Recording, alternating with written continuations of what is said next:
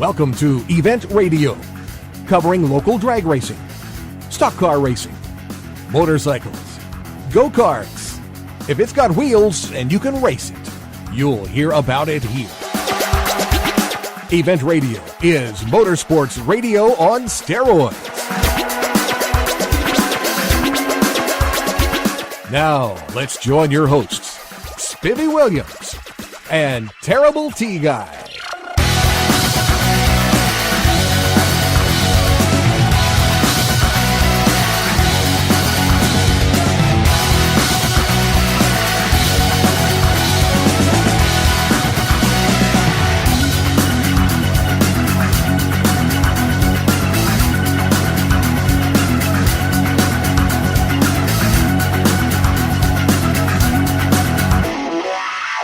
All right, guys, welcome to the next edition of Event Radio. We're going to bring you somebody really sort of special on this show. It's every sport has somebody that's at the top of their game in it. Guys spend a lifetime to become a world champion at whatever their thing is. They have to learn to win first, and then after they've learned how, then they practice that and they become world champions at their game, whatever their game is. Now, if you're into, say, NASCAR, okay, in my own personal man cave, there is a poster or a print that shows two 7-time world champions, which are the ultimate in NASCAR. They are the guys that have won the world championship the most times, and they are Mr. Richard Petty and Mr. Dale Earnhardt, and they are put together as the only two 7-time world champions in the world. Everything has it. John Force has 14 world championships from drag racing. The gentleman we're going to introduce you to today, even though the boys at NASCAR only have 7, he has 9 world championships to his credit. I would say he's pretty good at his game. He knows what he's doing. He's been at this quite a while, and he's a hometown guy, which is really cool. There is probably no better on this planet when it comes to ATV off-road racing than our guest this evening. He has won everything that's worth winning. He has showed them where the front of this thing is. He's been there, crossed the finish line first at more events than I can count. And it is our pleasure to finally get this gentleman set down. He works like a tyrant all the time, so I think you could get an interview with Obama easier than I know you could now because nobody wants to talk to him now. But you could get an interview with probably the I don't know, anybody, Donald Trump or whoever, easier than you can get this gentleman slowed down. But we're going to have a lot of fun tonight. We're going to get to introduce you to the one and only Mr. Bill Ballance, which is Yamaha's star. The star player for Yamaha four-wheelers. He is the bad guy on the block and the guy that has won more races than anybody on this planet and is a 9-time world champion. So it is our pleasure at Event Radio to get to bring him to you live and in color. And we're going to have a lot of fun, and we're going to just find out more about this stuff and find out just what it took to get there. But we're going to take a quick break and introduce you to our sponsors. But you're on Event Radio. We appreciate you joining us, and we will be right back. On the track or on the street, the number one brand in performance is Holley. Have you heard about the Ultra Street Avengers, Ultra Double Pumpers, Ultra HP, and Ultra Dominator carburetors? They're ultra light, ultra cool, and ultra fast. Holley carbs are the most powerful carbs money can buy with no further modifications. Holley, winning performance for over 100 years.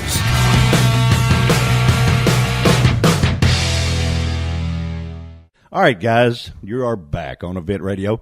I have my guest joining me, and trust me, I feel a little honored to be here to have this gentleman on this show. Mr. Bill Ballance, how are you, bud? I'm doing good. We had a good dinner, boy. You bought dinner. I feel privileged, man. Gee, we had a Mexican dinner that was awesome, and we've been talking a little bit. You say you feel pretty good?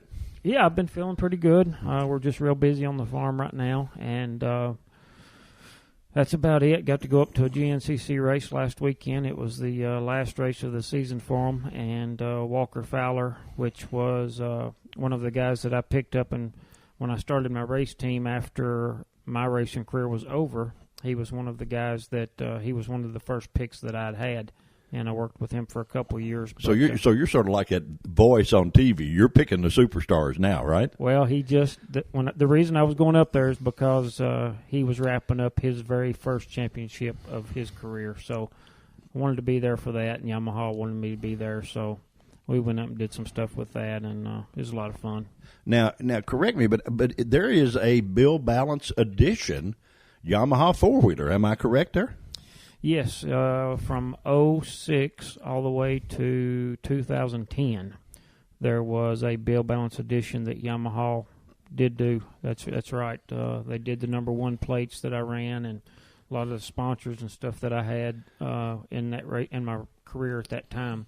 They put those sponsors on there, incorporated a few of the race parts that they could legally, but a person could go, and if they were wanting to buy a Yamaha YFC 450, they could actually buy the Balance Edition, and it come equipped a little bit better for the guy that was going to get into serious racing. Yeah, was going to play pretty hard. In other words, yeah, yeah. Well, that's good. You know, there again, guys, we told you how important this gentleman was, and that just sort of gives you an idea. There's not many guys out there. Chevrolet hadn't named too many of their cars, so we've got there's a Yamaha four-wheeler with Mr. Balance's name and all over it, and that's pretty cool. You know, we talked at dinner a little bit on the four-wheeler has to be the most physically hardest thing to put through the woods, buddy. Why in the world did you do that instead of a bike? Well, that's a good question. You know, a lot of the guys, I started out, the very first thing that my parents got me was a little dirt bike, and that's what I started riding for the first 3 or 4 years. And then, you know, when I come into the sport, three-wheelers, you know, then come up, and that was the going thing for a while before the four-wheelers came out. And we spent a good amount of time riding three-wheelers on the farm, and the four-wheelers come out, and we thought that was the grandest thing in the world because they handled so much better than the old three-wheelers. But, you know, on the farm, my dad got into quads, and that's what I spent my time on, and I fell in love with that, and that's just where my career took me. Well, I mean, now you're a well-conditioned young man, but you're not the Hulk, and then you got to throw those things around, buddy, and that's got to be physically exhausting. I mean, they weigh at least twice what a bike weighs. Yeah, you're talking about 450 pounds, yeah. And you're talking motors. It's 60 to 70 horsepower, and for the GNCC racing that I did, they were 2-hour races, so there was a lot of physical training that we had to do to be competitive, for sure. I can't lift a fork for 2 hours, much less, you know, give me a break. God, you know, 2 hours. Most motocrosses are like 30-minute sessions, you know. Right. And I've watched some of your stuff on YouTube, and guys, you can go on YouTube and you look up Mr. Bill Ballance, and you can watch him ride these things and show you just how good he is. But you know, that's got 2 hours, man, and the series, this is over the roughest thing imaginable. I mean, the track in Corpus, it has a little bit of everything in it, I guess is what I'm saying. Yeah, you know, the motocross was more of a closed course stuff, and I did a lot of that racing, and I even did some national racing on motocross. I used motocross tracks here on the farm that we built, that we had races at, as part of our training, because, you know, motocross helped you with your physical endurance from riding. But with cross-country racing, you know, the terrain changed, whether you was in Florida, you was in flat ground and sand whoops that was waist deep for a 12-mile track. Then the tracks, as you incorporate and start coming north all the way up to New York, some in Texas, where we went, and the type terrain that was in that part of the country dictated what kind of track you had. So you had to be very versatile in your riding abilities, and you know, some races might be dry and hard packed ground with not a lot of obstacles, and it was more of a speed game. Other places we would go to would be something very, very technical, lots of hill climbs, creek crossings, mud. So everything in the world gets thrown at you. Yeah, but how do you? I mean, of course, as hard as you work on the farm, I know that's plenty of physical conditioning, but you've got to be in excellent physical shape to do 2 hours on one of those things, my friend. My hat's off to you. I don't know how you do it. Yeah, that's one of the biggest things that, you take a lot of people that we would trail ride with at home, and their thing was to go trail riding. And everybody that goes trail riding, whether it's on a dirt bike or a quad, or now it's these side-by-side new TVs, everybody will start up and they'll ride for 5 or 10 minutes and then pull over and wait for their buddies to catch up. Or they'll do a little something and they stop to watch some people climb hills. And they think, a cross-country race through the trails in the woods, that's what we do every weekend. That sounds like a blast. What could there be to it? But what they don't realize is when you go out there for 2 hours and in every single corner, in and out of every corner, over every bump in the trail, over every ditch you cross, over every hill you climb, you're in a full-on sprint with 400 participants that's out there, and there is every second of it you're pushing as hard as you can. All right, now most of the tracks are a 10 to 12 mile loop, right? Am I correct? Correct. And so you're going to run that track for 2 hours. Yeah. So it's going to change every lap. Every lap it gets more and more tore up. It gets rougher and rougher. Lines through creeks or muddy sections that might have been good one lap won't be worth a hoot the next lap, and if you took it, you'd be there stuck for an hour with 15. How far ahead do you ride? Now, as far as I know, you do. You got to. You don't just ride at the end of the front fender. You ride how far ahead? Oh my gosh, you're looking ahead, and with the experience that you gain through the years of racing, you never stop learning. And one of the biggest things that for a pro to be competitive, it's as much as a mind game as it is physically.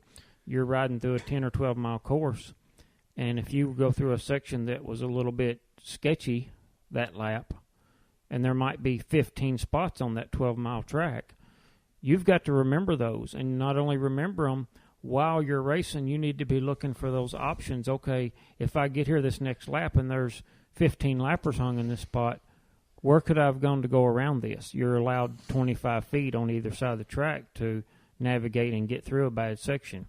And you've got to remember those things and try to pick out lines and being able to pass people. So it's a very big mental game as well. Well, I noticed, and the reason I said that, I watched a thing on YouTube on you this afternoon, just trying to educate myself a little, not be a total dummy sitting here. and the thing I noticed about your style is you're methodical.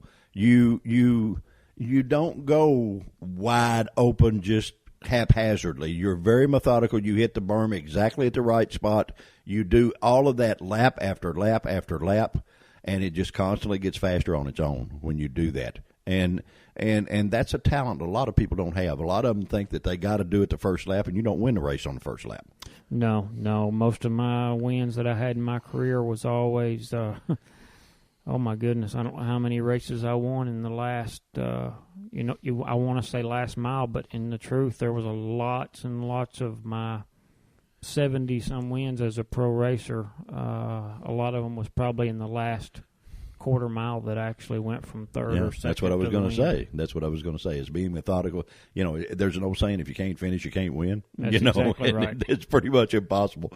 All right, now you got to tell the listeners, and this is really funny. You sort of had a different way beginning the race of anybody else. You sort of told a tale to be able to run the first race, didn't you? Yeah. I was 15 years old. I'd been riding these quads and dirt bikes and three-wheelers my whole life. And I had gotten some buddies that was in school that had quads. A couple of my friends were older gentlemen. When I was 15 years old, one of the guys that actually became my mechanic in my pro career for the first 12 years of my career, he was my mechanic. And Jimmy Duff was his name. And he was in his upper 20s, and he was riding a lot and actually doing some local races, nothing at the national level or anything like that. But, I had been on my parents. It was hard for me. I was the first child. We lived on a farm. You had to work, and you had to help out. and to be able, I had to pick one sport growing up, and sometimes I had to miss a ball game or miss practices because there was too much work going on the farm. So when it come time that I wanted to start going racing, all my buddies was telling me, hey, you're just fast out here, man. We go out here riding with you on the weekend, and we never see you at the races. You've got to get to a race. So I'd been dying to get to a race somewhere, and I had asked, and Mom and Dad was, no way, you'll get hurt. Something will happen. So one day, I'd been told no long enough and too many times, and I had come up with a story and told my buddy Jimmy that my parents said that it was okay for me to race, so I had lied to him, and I had told my parents that I was going on a trip with Jimmy to do a trail ride, and I think I actually told him we were going to land between the lakes and wouldn't be until late that night because it was a longer drive. Went to my first motocross race, won my first motocross race in, I think it was the B class or something, and I come back in late that night. I took my trophy, set it on the kitchen table so that it would be the first thing that my mom and dad seen when they got up the next morning. Glutton for punishment, huh? Well, part of me was I knew that there was probably going to be some punishment, and there was another part of me that I wanted to show them that, hey, I can do this, trying to get them to believe that, to give me an opportunity. Okay. And so part of it went over okay. They asked some questions, and part of it didn't go so good. So, but anyway, that was your debut. In other that words, was my debut. Well, that's okay. That's cool, and it's cool that you had the desire and you wanted it bad enough to gamble that. Now, of course, you guys are not just the normal farmer. You're big time farmer. How many acres you do now? We're doing about 2,500 acres of row crop. We've got another 700 or 800 acres that we run cows on, and we're milking 250 head of cow. Yeah, so it's not like you don't have a lot of time, my friend. You're sort of busy guy. It seems to get even more so. I help my dad mainly with the row crops. My sister and brother-in-law, they are in with my mom and 3 guys that run the milk operation, and I don't know how it's happened, but in the last couple of years, we've decided to get a couple semis and a bulldozer to run in our free time. So I guess that we're just trying to smother ourselves. And well, you figure it out here. We just, you got to try a lot of stuff. Yeah, what did you got to kiss a lot of frogs before you find a prince? Is that what it is? I guess that's how it goes. That's the way it works. I tell you what, guys, we got to take a real quick little break. We're gonna sort of put a little kink in the game on Brother Bill here in just a minute, but you're on Events Radio. You're having a bunch of fun, and we're going to introduce you to another member of the family as soon as we come back. You're on Event Radio, guys. Do not go anywhere. We'll be right back. Quick Fuel Technology, the innovators in fuel systems, introduces the latest in high-temperature coating technology for select street and performance carburetors. QFT's new Black Diamond series features a unique satin black Teflon coating that provides award-winning good looks and lasting durability. The Black Diamond series is impact-resistant, repels all underhood chemicals, and reduces fuel temperature by 6% for improved performance. The Black Diamond series by Quick Fuel, the ultimate in form and function. All right, guys, you are back on Event Radio, and we've had number 2 daughter join us at the table. Miss Leah, how are you, dear? Good, how are you? For an old fat guy, I'm okay. You sit there grinning at me. Now, you've sat here and listened to Dad sort of fess up on maybe telling a little white lie to get his done. You've never done that, have you? I'm not sure about that. Oh, you're not sure about that, huh? So you can't fess up in front of Dad now, right? Is that what it is? Yeah. Okay, I don't blame you. I wouldn't. But how many boyfriends you got? 1. Just 1? What's the hold up there? You're a pretty girl. You ought to have about 20. She don't need to have any. Now, now there's Dad. There's Dad coming in there that you don't need to have. See, that's what dads do. You know that? See what you got. You got a big sister here too. See, so y'all in trouble here. Old Dad's a pro racer here. He knows how to crack the whip. See, now it's one of those deals. Don't do as I do, but do as I say. You see what I mean? That's exactly. That's how it's supposed to be. Yeah, is that what it is? Okay, that's all right. Are you been having fun? You do good at school, girl? Yeah. Do you? Pretty good student? Yeah. Oh, that's good. That's good. You ever want to? Did you ever go watch Dad race any? I was there about every race. Were you? Did he make you nervous? Sometimes he could. Did he? he ever scare you? Yeah. Did he? Okay. Did you ever want to do it? I always have, actually. Really? Okay, so you've been on one. You've got a 4-wheeler to ride, huh? Yeah. Okay. Is he a good teacher? Yeah. Did he? Did you pay attention to what he says? Yeah. Do you? Boy, you're being awful agreeable here. For some reason, I don't know that I'm buying all this. But what's the first thing he told you to do on the 4-wheeler? He showed me how to hit the gas and not to go so fast, and then to pull the brake, but not fast to where it wouldn't swing. Right. And that's exactly what you're supposed to do. You know the way I was taught to do it? I was taught that you use all the controls and pretend like you got an imaginary egg in between everything. Like the brake, you want to put the brake on, but you don't want to break the egg, and the egg is between your foot and the pedal. And the same way between the handlebar and the handlebar grip, the egg's there. You want to put the brake on, but you don't want to break the egg. Is that pretty close? Yeah. Okay. All right. So you're pretty good at it, huh? I'd say a little good. Can you outrun him? No. You can't beat him? No. Oh, have you ever tried? No. No. Okay. All right. Well, we may work that out. You never know. What about it, Dad? Is she pretty good? She pretty good rider? Oh, she does pretty good. She's a little daredevil. Well, no, we don't want that. No, we don't want that to be. Yeah, the very first time that I took her, we had Big Sissy on her 4-wheeler, and Leah was on the little 50, and we went back and we rode around the motocross track a little bit, and we was taking our time, and then we was going to go in and experiment some of the trails that I train on in the woods, and so I get off, and I'm checking them out and tightening up helmets and doing the normal daddy thing. And little do I know, I turn around, and Little Britches takes off wide open, and off over the hill she goes, and it gets to bucking her. Well, she'd seen Daddy go down through there, 100 mile an hour several times, so I guess she just assumed she could do it. And it gets to bucking her pretty bad, and it kind of throws her off the side and right out into the middle of this pond her 4-wheeler goes. So here I go, stamping off in the pond to pull the 4-wheeler out of the pond. She was ready to get back on and go right back at it again. She's ready to do it again, huh? Well, now, see, that's what happens when you're the mentor. They watch you when you're not supposed to be watching, see? So you got to remember all that. They're going to mimic you to whatever it takes, Yeah, both of my girls, they really, at the races, seem to really enjoy it. And with Lauren, my oldest girl, she made it pretty hard on Daddy because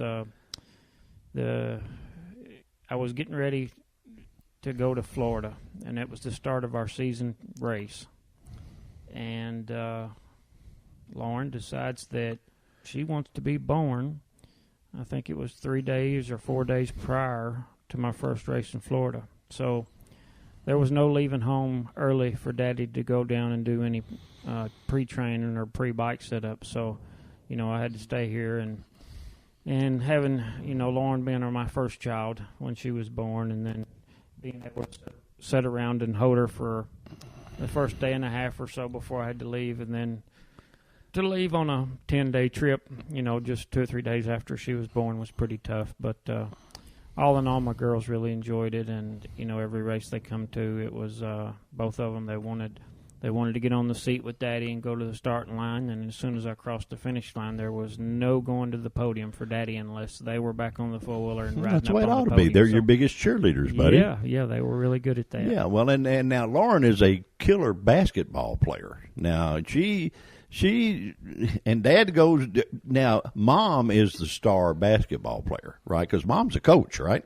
Yeah, she played all the way through high school, and Lauren and Leah both. Leah's just younger and hadn't got to that level yet, but they're pretty much following in her shoes. She played middle school ball, and pretty much the same thing that Lauren's doing now. She went and started playing high school while she was in the middle school. Mm-hmm. In middle school, she was already starting for varsity high school, and Lauren's doing a lot of the same stuff. And the way it looks, then Leah's going to be the next in line. So they've all really taken a So you got a pretty competitive family put together. Is basically what you're saying. Yeah, it's I don't know where. Do y'all compete for the remote for the TV, or what do you do? I mean, Actually, that does happen a lot. Does it really? Oh, yeah. Well, we were trying to figure out who the singer was earlier at dinner. We were trying to figure out who everybody's favorite singer was, and she sort of come up with somebody you didn't even know. I think, right? Yeah. Does that make you feel old? Yeah, they have a way of doing that sometimes. Yeah, well, that's all right. That's what girls do, and daddies just have to put up with it. See, Mm-hmm. that's the beauty part about having all girls. See, you don't have a female dog, do you? No, we've got a little boy dog. Okay, and, you're lucky there, because, boy, I grew up with all girls and a female dog, so I didn't have a shot. You know what I did? I didn't have a prayer. So the new team that Bill has, tell me a little about that. The team that you have, the new team, the race team. Oh, well, when I retired from racing myself, the year before I retired, I didn't want to leave racing, and I'd been doing it for so many years, and I had learned a lot about bike setup, how to put together winning teams, but I had to do it myself, and I'd talked to Yamaha quite a bit, and a lot of my other sponsors, they knew that I was about to step out of the sport, and I'd set it up to where I could start running a race team and for Yamaha, for a lot of my other sponsors. And I did that for 2 or 3 years there, right after my racing was over, and done that all the way up until last year, and let that go and come back to the family farm that I grew up on. So now I'm helping Dad mainly with that. I still do a lot of stuff in the winter with quads and sell some suspension components and help people that still race and do bike setup and suspension. You are a 9-time champion, my friend. I mean, it's not like they don't want your advice. Yeah, you learn a lot through the years that I was involved in racing. I learned a whole lot with it. Yeah, I would say being a 9-time world champion is not too shabby an honor. I mean, You think about the guys that spend a lifetime that never get the one. Oh, and there's millions of those out there, guys, that spend their lifetime at racetracks, little tracks, everywhere across this country, and their goal is to become a world champion. And you've done that 9 times, my friend. Yeah, 9 times. I've been very fortunate. The Lord was good to me. I had good health. I had several injuries. Well, you can't do it. You can't do it without that. You're going to get that. Unfortunately, that's what took me out of it was some of my injuries and stuff like that. But I don't regret a bit of it, and I'd go back and do it all over again. That's for sure. You would. You would. I mean, you did get to the top of your game, and there's not many guys, racers, that can say that. Now, there's a bunch of racers out there, but only just a handful can say that they got to the top of their game. A lot of people also don't know that Bill is also been submitted to the Kentucky Motorsports Hall of Fame. You don't even know about that yet, but that's happening, and some other stuff. And rightfully so, you should be there along with the guys that are in there. And it's some pretty good company. You got Darrell Waltrip and Danny Sullivan and some guys that did little things, winning Daytona 500, winning Indianapolis 500. So you can go in there along with those guys. You got enough accolades, I guess you would say, to be there. All right. Any chance in Bill Balance's girls ever wanting to race? Will Dad go along with that? If they really, really wanted to bad enough, it'd be hard for me to say no. It would be hard for me to say yes. After everything I went through and the racing business, what it is, it's dangerous and stuff like that. But and it is a business. Now, I mean, a lot of guys think it's fun and games, but that's not true. When you get into your deal, you're playing for keeps. This is big money. This is business. And it's sort of win on Sunday, sell on Monday type of deal. And Yamaha isn't smart enough to know that. Yeah, I got involved in the sport and GNCC racing, and the bikes was big. Bikes had a lot of factory support. The first couple years that I was into ATV racing, there was several hundred people coming to these GNCC races, but I was actually the first rider in ATV racing industry, motocross, cross country, flat track, everything combined. I was the very first guy to get a factory ride, so that was pretty special. And well, they're pretty sharp to pick you. I mean, you carried them there for 9 years, my friend. Yeah. I mean, it wasn't like you'd said, hey, let's try this, and it may work. Yeah. It was working, So to be in the era of GNCC or ATV racing in general, when it actually, you could say, become and got on the map, to where it started getting all the recognition, the factories got involved, and people could really start making a good living, a good career out of it. It was pretty special to be in that era where everything was changing, and now you caused it. You weren't in it. You caused it, and that's another feather for your hat. I mean, the guys that are out there doing this now, you can actually thank our guest that's given you the opportunity, if you will, to even do what you do. And you've been the guy that's been the head cat of that, and that just makes it even more special, to me. It's I don't know. There's so many things. You built your own track to practice on, and that's done a lot nowadays. That wasn't done back when you did it. You were pretty sharp ahead of your game to do that. Now, I interviewed Earl Hayden just a couple of weeks ago. And Earl is Nicky and Roger Lee and Tommy's dad, the Hayden brothers that are so good in every kind of racing there is. But there's a new race that's going on that there are only 15 guys that are across the world that are going to be in it. That of course, Nicky is one that's going to be in there, and I think Roger Lee is in there. I'm not sure. But they have actually built the racetrack. Wow. They have to run so many races as a flat track and so many as a road racer. And it's the winner of all of that stuff. So Earl has actually duplicated the track that they're going to flat track on to elevations to everything. But you were ahead of the game. You had your own motocross track.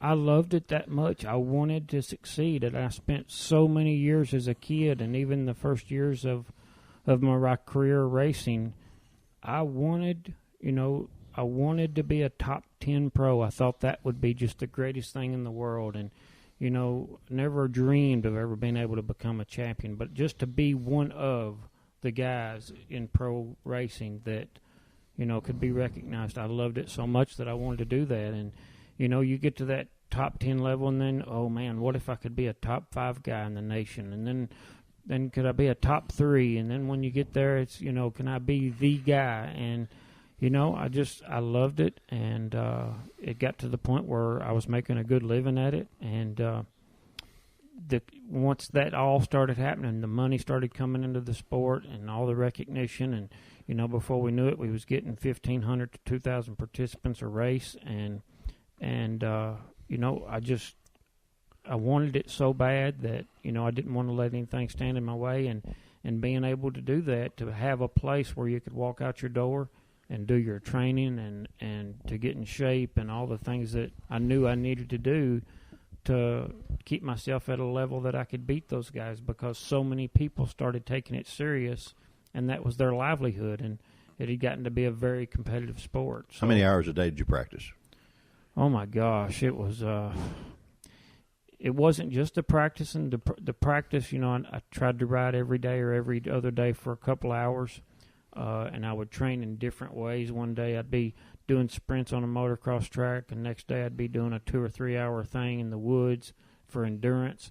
But it was the testing, and the guys from the suspension companies in Sweden with Olin Suspension and Maxxis tires. It was a constant somebody coming up to do testing with this or testing with that, and it wasn't just the practice time. It was I dedicated my life to it. It was 8, 10, 12 hours a day, every single day of the week. And that's what a world champion is, my friend. Yeah. That's what it took for me to be able to do it. That's what it takes. You got to be successful at anything. I think you've got to feel it, you got to taste it, you got to touch it, you got to smell it, and you got to want it worse than you want anything else. I mean, you want it at night when you're asleep. It never stops.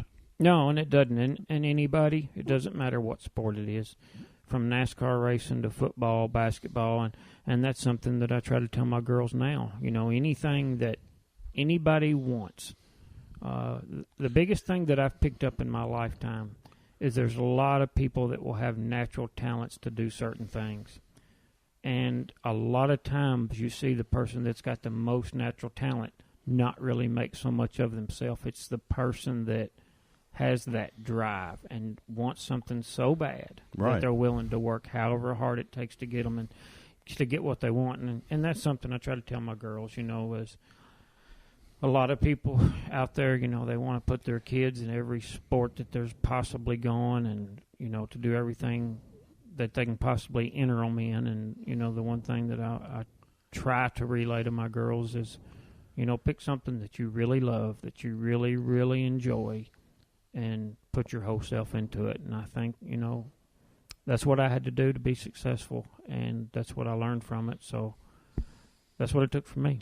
Well, it's what it takes for anybody, my friend. There's an old saying that says, if you think you can or you think you can't, either way you're right. Yeah. And that's true. And you got to think you can. Let me ask you something there, lady. You're getting ready to start a basketball career. Big sister's already a superstar.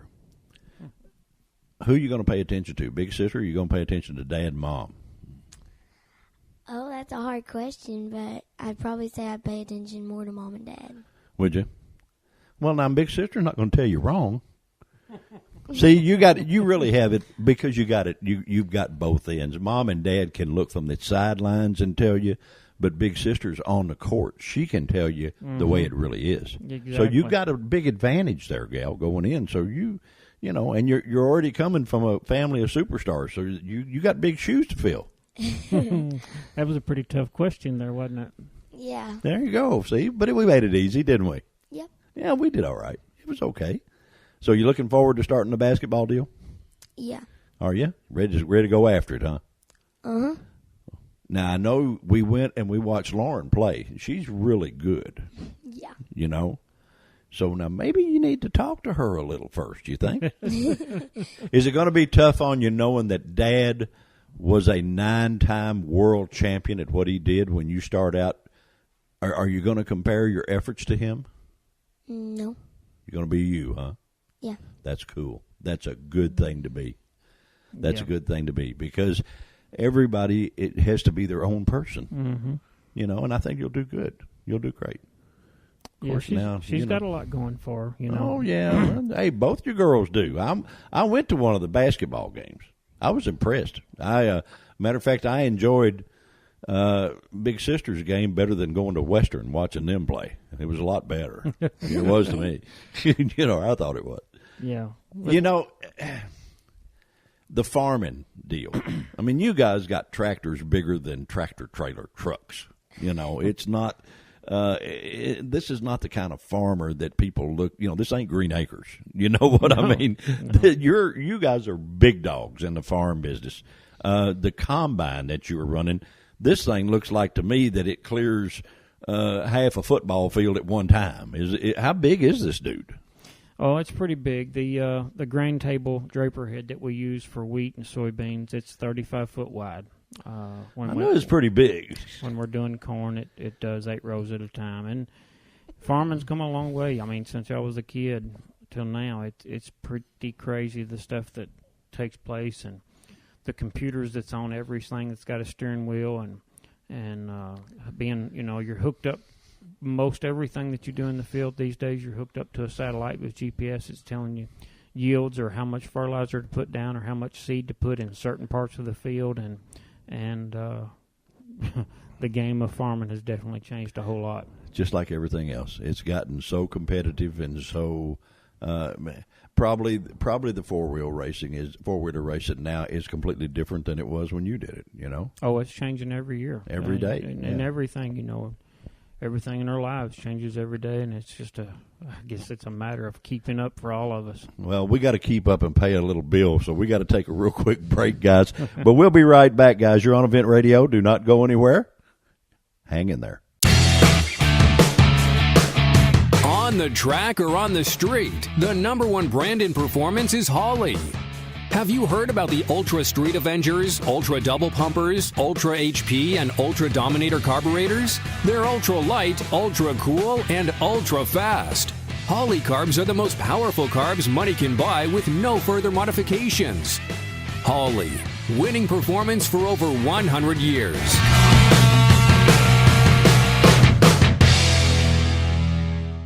All right, guys, we are back with Mr. Bill Ballance and girls. And the girls are sort of an added treat to this deal for me because I talk to a lot of racers, but I don't get to talk to too many pretty girls, buddy, and this is a lot of fun. I appreciate that.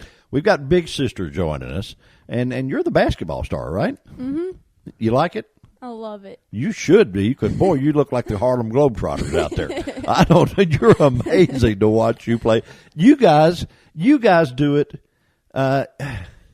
I guess I'm used to watching basketball at a halftime pace. You guys run wide open from beginning to end. I mean, does Mom guarantee, does she demand that out of you guys or what? If we don't hustle, we sit the bench. Really? Mm-hmm.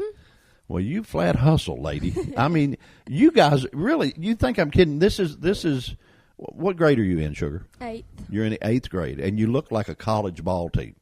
I mean, I've seen some UK games that were not near as interesting as what you guys did the other night. You guys are good now. Don't sit there and grin. Let me ask you something. When Dad raced, did he make you nervous any? Oh, my gosh, yes. Did he? There was one time after he got hurt and we were at a race and he comes around the corner and goes up on 2 wheels and we were right in front of him and I was afraid he was going to wreck and it scared me to death. Well, he was probably very comfortable. Wasn't a problem for him, you know. But you're only scared of what you don't know, you know. I mean, he knew what he was doing. What about riding with him out in the woods playing? Does he still get after it a little bit? Sometimes, yes. Does I have he? to tell him to stop. Oh, really? Mm-hmm. Do you have to get on him about going too fast now? All the time. Do you really? That's good. Every time I've ever rode with him, I tell him to stop and slow down. Really? So he's still trying to be the Mr. Bad Guy, right? Mm-hmm. Well, he's earned that right, Sugar. He has earned the right to be the bad guy on the block. There's nobody in the world better than he is. He's already proved that 9 times, Sugar, that he is the bad guy out there. So you got to give him a little bit of, give him a little bit. It's like a racehorse. You can't keep him pull back on the reins forever. You got to let him run a little bit, Both of my girls are pretty good about that. They watch over Daddy pretty good. If it's probably need to. Yeah, they probably need to. If it's getting in the vehicle, it's both of them at the same time. Put your seatbelt on, Dad. Put your seatbelt on, Dad. Put your seatbelt on, Dad. No texting, no texting, no texting. So they keep an eye out on. Well, that's good. That beats you telling them. Yeah, they remind me on how important things are sometimes, and reminded about the precious cargo I've got on board. Well, really, and more people need to be that way. And it's good that you've instilled that in your girls. It really is. It's great that you have instilled that. What is she? What are you doing to me? What do you mean? He needs to listen. Oh, he needs to listen. You mean he doesn't listen, hon? No. Well, maybe you need to tell him a little more often. Maybe maybe he's got his mind on a lot of things. See. So, would you ever want to race the 4-wheelers? No. You like the basketball? I like watching it better. Do you? Actually racing. Okay. All right. I can dig that. Basketball still your first love? Mm-hmm. You really like it? I love it. Do you really? I really do. I mean, I watched you guys play 2 games back to back. That would wear me out to watch you. And you're just no big deal, huh? Not really.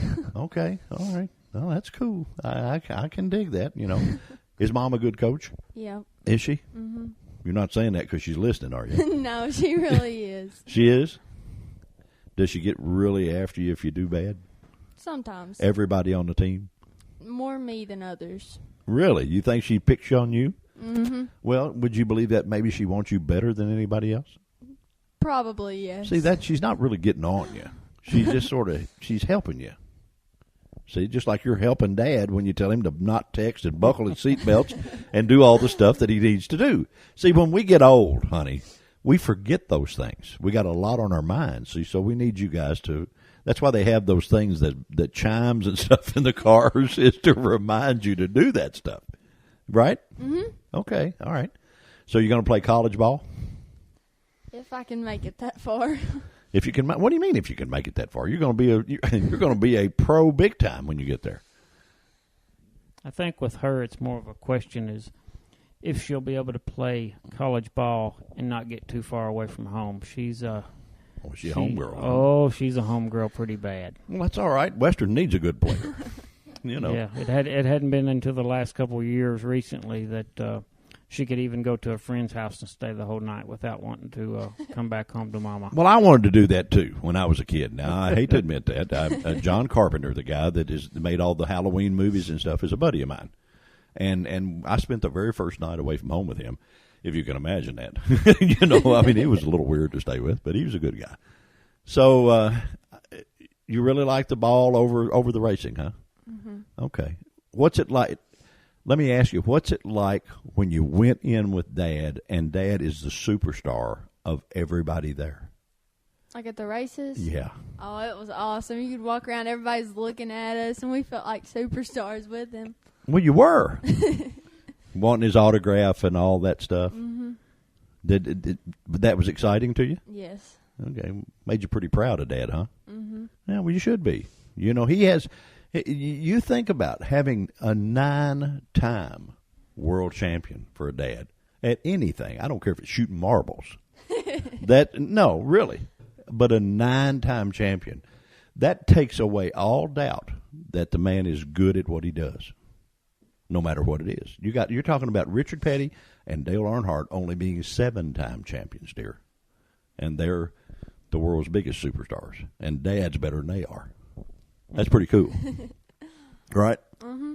Okay. All right. They were both always pretty good to it, taking Dad's side. There was, naturally with racing, it's like a lot of other things. There were some big-time rivalries out there. And well, they're jealous. Well, there's some competitors that I had out there that things got a little bit dirty at times. And my girls was always good at taking up for Dad. And sometimes...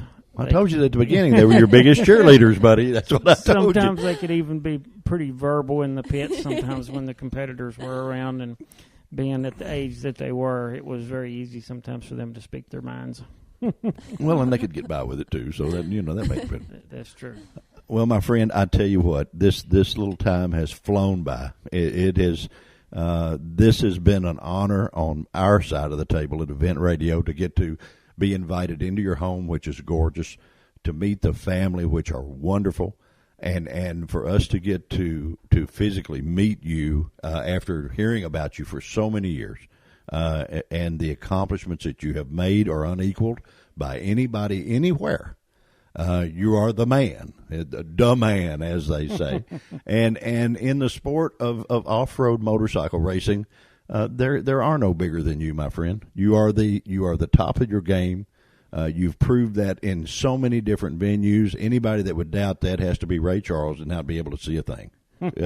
That's the way I look at it. But thank you girls. Thank you all for joining us on Event Radio and telling us a little bit about it. When you live with a champion, it sort of makes you a champion, and you got big shoes to fill in your particular sport, because Dad has set the benchmark pretty doggone high for you guys to reach. But I think you're going to make it. I think both of you will excel in what you have done and any endeavor you want to, because you got the right role model sitting here that there is no looking back. He is the absolute best there is in the world. So that's pretty cool. Guys, thank you so much for being on Event Radio. Thank you for joining us. And we had fun. It was definitely fun, and I appreciate the opportunity and the Hall of Fame stuff that you've talked about. Well, we'll get to talk to you there, too, because we do all the inductions for the Kentucky Motorsports Hall of Fame. So when that rolls around, you'll see me again. How about that? Sounds good. All right, guys, we're going to take another quick break, and we'll be back to tell everybody good night. You're on Event Radio. Don't go anywhere. We'll be right back. Quick Fuel Technology, the innovators in fuel systems, introduces the latest in high-temperature coating technology for select street and performance carburetors. QFT's new Black Diamond series. Black Diamond. features a unique satin black Teflon coating that provides award-winning good looks and lasting durability. The Black Diamond Series is impact resistant, repels all underhood chemicals, and reduces fuel temperature by 6% for improved performance. The Black Diamond Series by Quick Fuel, the ultimate in form and function.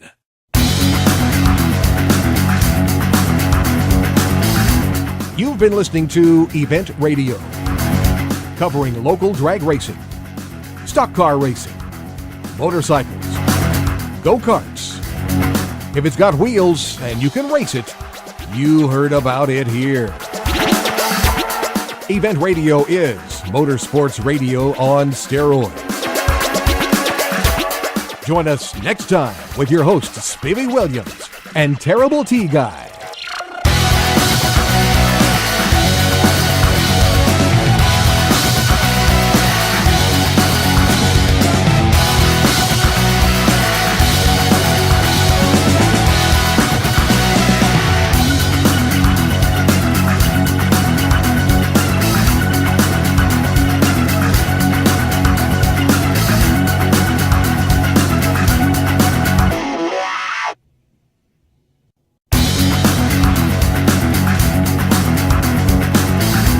You've been listening to Event Radio, covering local drag racing, stock car racing, motorcycles, go-karts. If it's got wheels and you can race it, you heard about it here. Event Radio is motorsports radio on steroids. Join us next time with your hosts, Spivey Williams and Terrible T Guy.